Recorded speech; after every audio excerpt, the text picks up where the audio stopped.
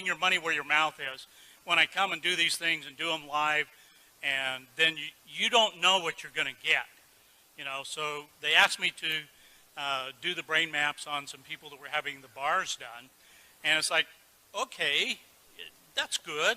You know, I'm open. I'm always pushing the envelope. I'm on the front of the curve that's on the front of the curve. We have to look back to see where the cutting edge is.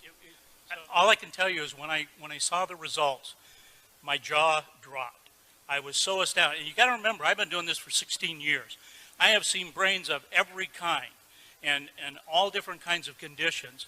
This is the very first time that I've ever seen a brain do what we are about to show you. I mean, I was blown away. It takes a lot to blow me away. This blew me away.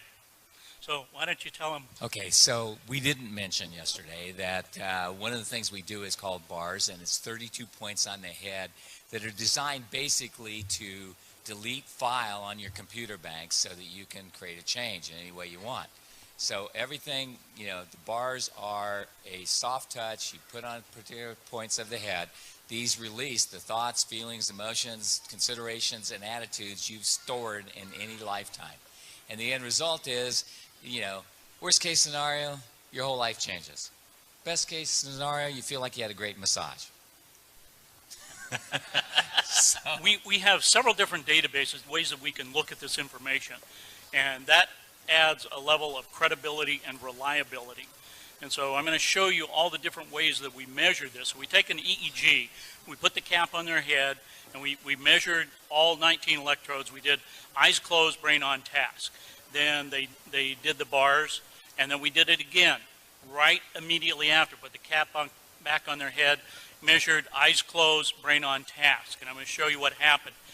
This is a normal brain map. And so this one is before. This was, and you can see the red area that's lit up. That's the area that we identify as PZ. And it's showing that it's, you know, roughly 3 standard deviations above what would be considered normal. So they did, I think it was an hour and a half of running the bars. And then immediately after that, we did it again. And here's what it looks like. Can you see a difference? Yeah, all right. So this was one measure that we were able to look at. Let's take another glance at something. It's called S-Loretta, and that stands for Scientific Low-Resolution Electromagnetic Tomography. But forget about that. Here's what it looks like. It came out showing us here, pointer down here where this little red line is, and this area is PZ. That's where it was lit up before. We have a different scale, and down here it's showing us that yellow is 3 standard deviations above what's normal. Well, we know it's at 2.7 hertz. It's in the delta range, so it's a low frequency, but down here it says it's 4.97. So it's almost 5 standard deviations above what is considered normal. It is off the scale of what we're seeing here. So here after is what it looked like. See, you can see the dark color here is the normal range. It's also saying that the change happened at 2 hertz. Okay, well, that's all well and nice. There's another part that we look at here that is called the S-Loretta part here.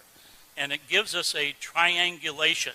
So we have what's called an x-axis, this black line here. Then the one pointing up in the air is a y-axis, and then we have a z-axis. So we get this triangulation. It's showing us exactly where. And you see this stuff here in the back of the brain? Well, that's PZ. That's where you just saw, you know, it all lit up. So here's the after. It's gone. It's gone. This doesn't happen in my world of measuring brains. Not in a matter of a few